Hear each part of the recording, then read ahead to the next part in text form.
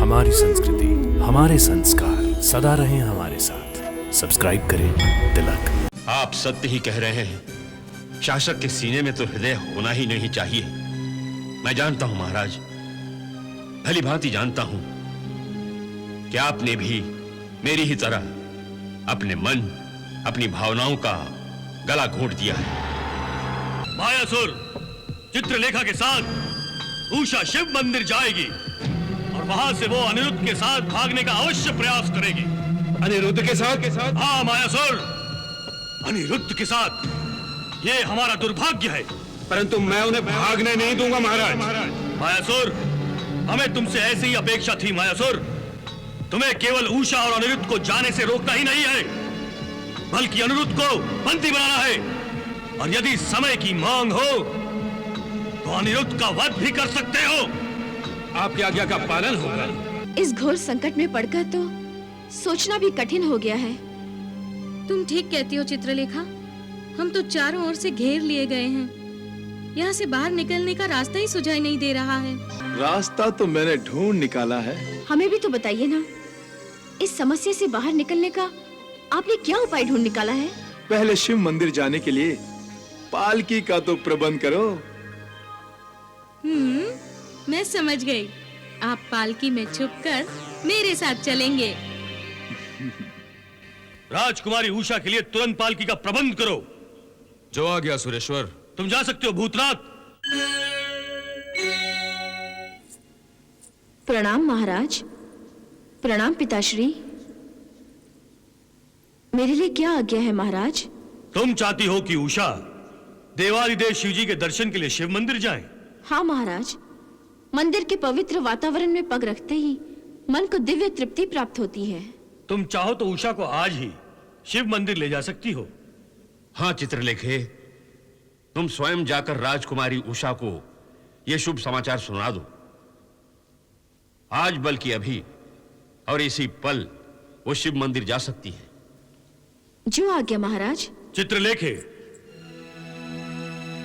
परंतु एक बात ध्यान में रखो कि उषा को वापस राजमहल में ले आने का उत्तरदायित्व तुम्हारा होगा। अचानक महाराज मुझे उषा को लेकर शिव मंदिर जाने का आदेश क्यों दे रहे हैं? अवश्य इसमें महाराज बाणासुर की कोई कुटिल चाल होनी चाहिए। चित्रलेखे, मैं चाहता हूं कि शिव मंदिर के पवित्र वातावरण में पग रखते ही उषा को दिव्य तृप्ति और हमें शांति प्राप्त हो। अवश्य महाराज। प्रणाम महाराज। प्रणाम पिताश्री। जीती रहो।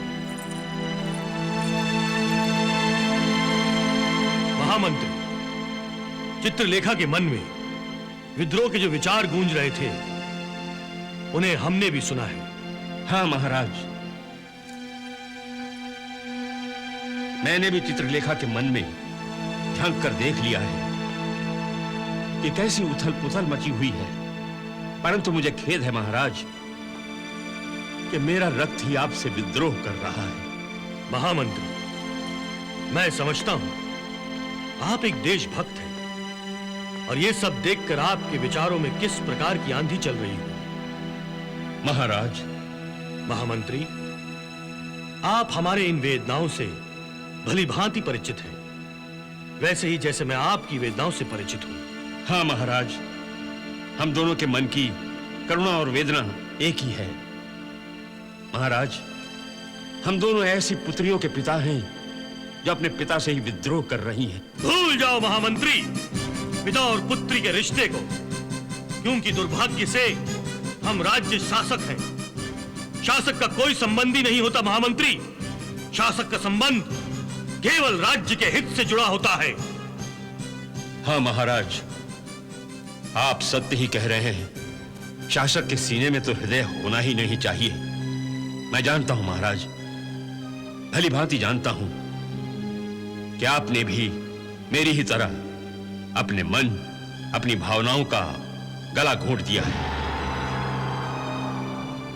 महाराज, अब इस हृदय में दया, स्नेह, सहानुभूति और प्रेम कुछ भी शेष नहीं रहा। महाराज, मैं अंतिम परिणामों के लिए तैयार हूं। मैं तैयार हूं महाराज। महामंत्री कुभाण, हमें आप पर गर्व है, गर्व है महामंत्री। प्रकट हो जाओ मायासुर, प्रकट हो जाओ। मैं बाणासुर तुम्हें आदेश देता हूं, प्रकट हो जाओ।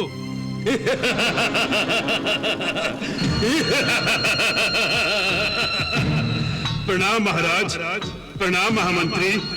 कहिए क्या आज्ञा है? मायासुर चित्रलेखा के साथ उषा शिव मंदिर जाएगी और वहां से वो अनिरुद्ध के साथ भागने का अवश्य प्रयास करेगी। अनिरुद्ध के साथ? हाँ मायासुर, अनिरुद्ध के साथ। ये हमारा दुर्भाग्य है। परंतु मैं उन्हें भागने नहीं दूंगा महाराज। मायासुर, हमें तुमसे ऐसी ही अपेक्षा थी मायासुर। तुम्हें केवल उषा और अनिरुद्ध को जाने से रोकना ही नहीं है, बल्कि अनिरुद्ध को बंदी बनाना है। और यदि समय की मांग हो तो अनिरुद्ध का वध भी कर सकते हो। आपकी आज्ञा का पालन होगा। प्रणाम महाराज। यशस्वी भव।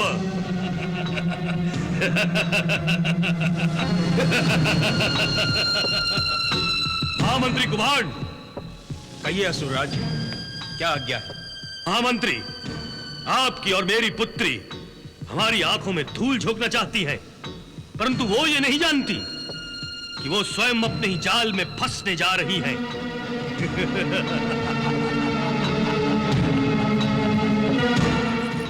ये तो बहुत ही अच्छा हुआ जो पिताश्री ने शिव मंदिर जाने की अनुमति सहज ही दे दी। उषा, तुम बहुत ही भोली हो। तुम्हें देखकर कोई भी ये नहीं कह सकता है कि तुम असुरेश्वर महाराज बाणासुर की पुत्री हो। उनके एक भी अवगुण तुम में नहीं है। तुम कहना क्या चाहती हो? क्या मैं मूर्ख हूँ? उषा, मैं तो तुम्हें केवल ये समझाने की कोशिश कर रही हूँ कि महाराज तुम्हारी तरह भोले नहीं हैं।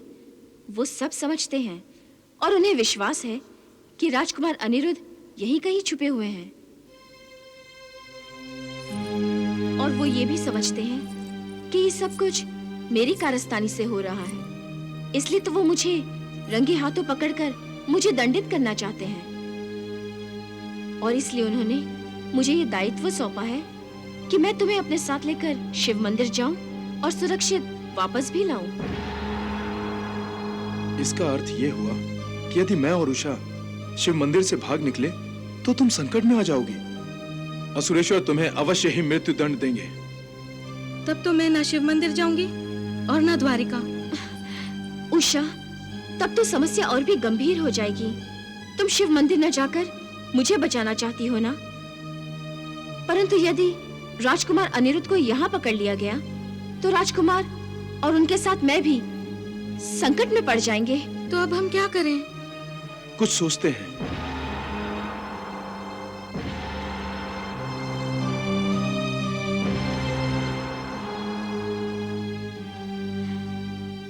इस घोर संकट में पड़कर तो सोचना भी कठिन हो गया है।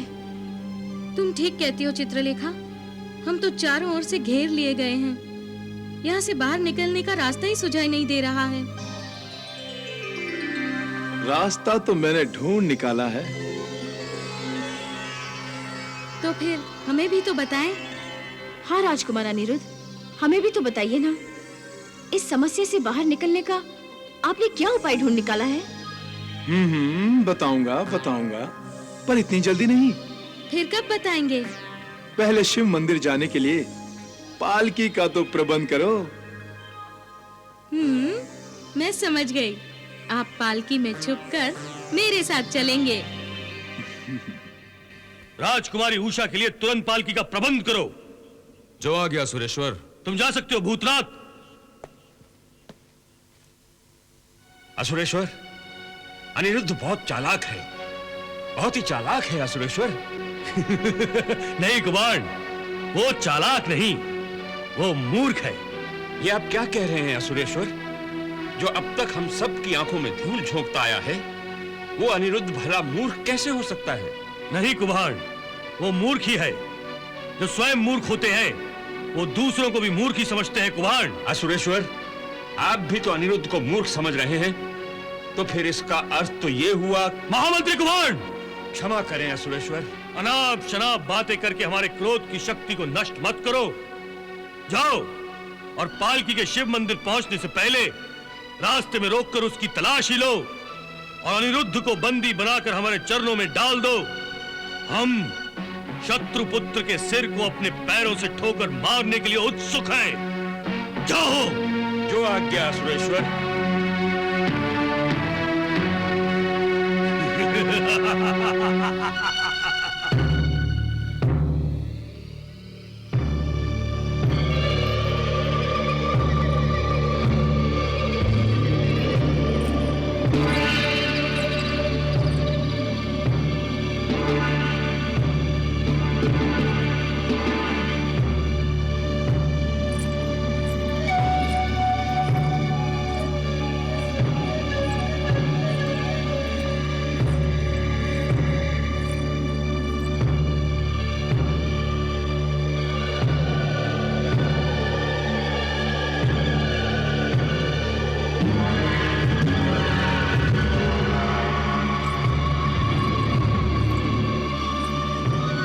कहारो, रुक जाओ।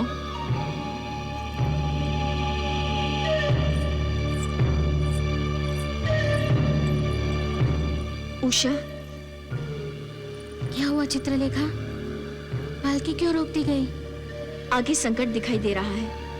पहरेदारों की आंखों से बचकर हम यहाँ तक तो पहुंच गए हैं, किंतु अब आगे बड़ा कड़ा पहरा है। अब क्या होगा? कहीं राजकुमार घेर न लिए जाएं। उनका तो नाम ही मत लो। लेना है तो भगवान का नाम लो। यदि हम यहाँ से सुरक्षित निकल गए तो राजमहल के परिसर से बाहर आ जाएंगे। ईश्वर करे कि हम सफल हो जाएं। अवश्य सफल होंगे उषा, अवश्य सफल होंगे। परंतु पहले तुम अपनी घबराहट भरी सूरत को अंदर कर लो।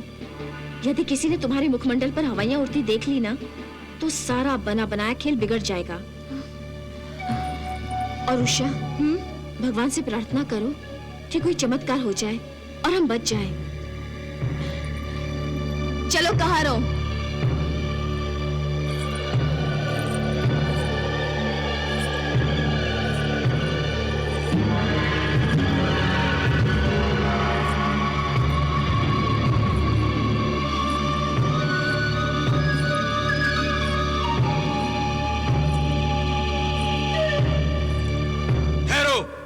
पालकी नीचे रख दो। हमें पालकी की तलाशी लेनी है।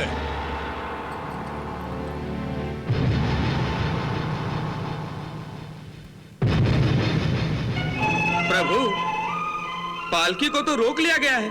अब क्या होगा? क्या अनिरुद्ध और उषा पकड़ लिए जाएंगे? ये तो एक रहस्य ही है देव ऋषि। अब इस रहस्य का पर्दा उठा दीजिए भगवान।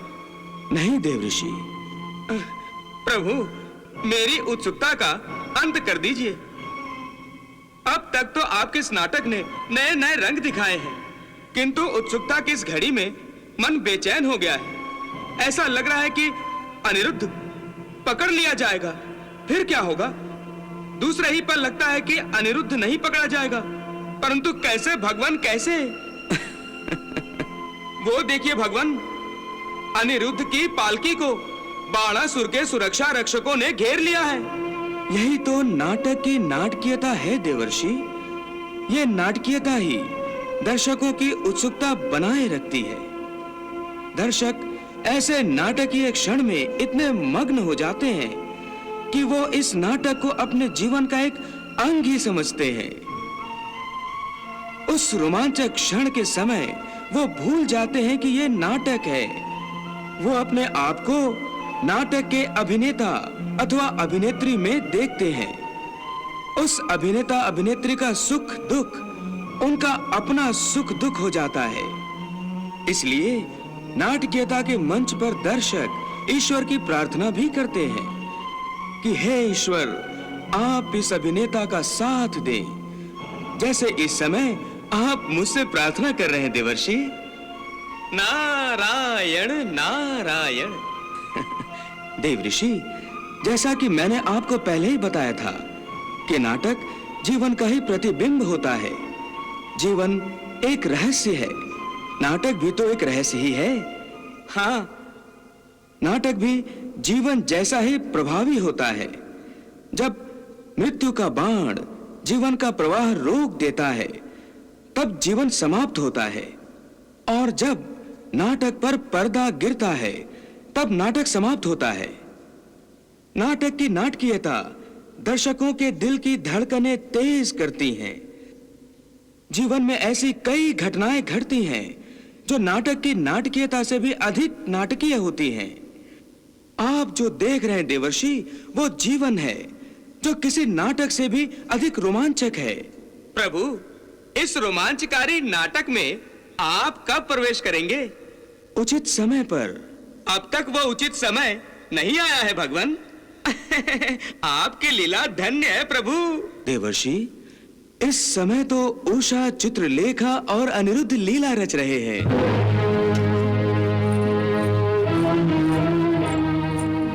द्वारपाल, क्या तुम राजकुमारी उषा की पालकी की तलाशी लोगे? क्या तुम्हें असुरेश्वर के प्रकोप का भय भी नहीं है? यदि राजकुमारी उषा ने तुम्हारी शिकायत असुरेश्वर से कर दी तो तुम सबके सरधड़ से अलग कर दिए जाएंगे।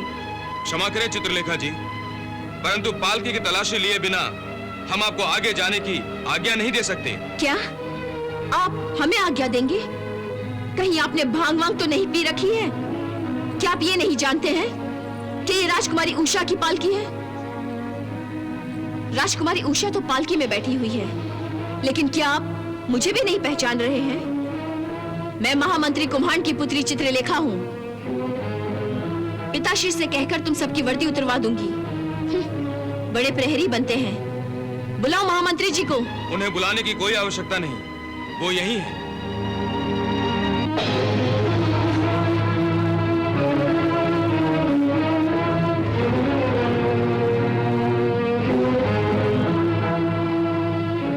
क्या बात है चित्रलेखा पुत्री? पिताश्री, आप? अच्छा हुआ पिताश्री जो आप यहाँ आ गए। देखिए ना, ये प्रहरी राजकुमारी उषा की पालकी को रोकने का साहस दिखा रहे हैं। वो ठीक ही कर रहे हैं पुत्री। किंतु पिताश्री, राजकुमारी उषा तो असुरेश्वर की पुत्री है। ये असुरेश्वर का ही आदेश है कि राजभवन से बाहर जाने वाले हर व्यक्ति की जांच पड़ताल की जाए, और फिर राज आज्ञा सबके लिए समान होती है। किंतु पिताश्री, ये कार्रवाई तो अपमानजनक है। इसमें अपमान की कोई बात नहीं। ये राजभवन की सुरक्षा की मांग है, और फिर पालकी की तलाशी देने में आपत्ति ही क्या है?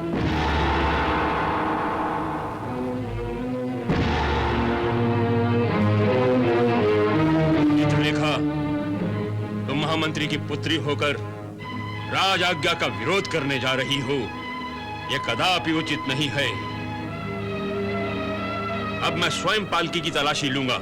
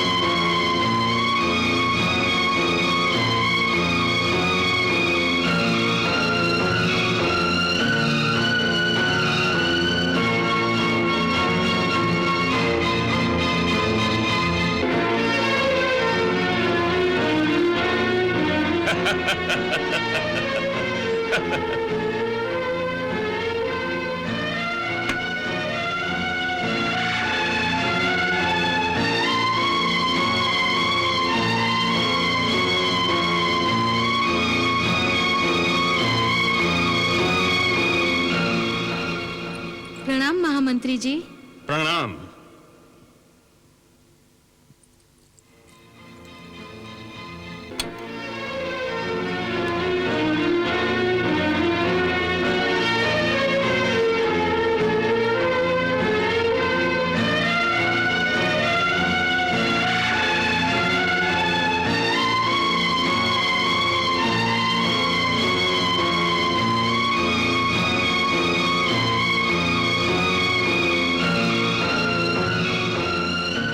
पिताश्री?